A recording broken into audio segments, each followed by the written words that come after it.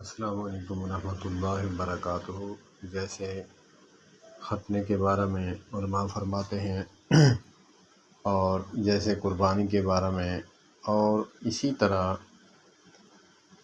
عورتوں کے کان اور ناک چھدوانے کے لیے جو ہے یہ کہاں سے سنت بنی۔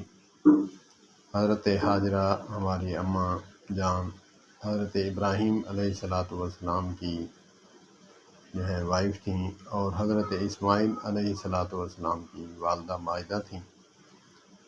تو انہوں نے جب یہ کام کیا تو ہمارے نبی صلی اللہ علیہ وآلہ وسلم نے اس کو جاری رکھا، تو اسی لیے ہم آج ان سنتوں کو زندہ کرتے ہیں۔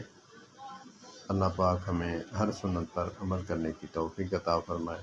السلام علیکم ورحمۃ اللہ۔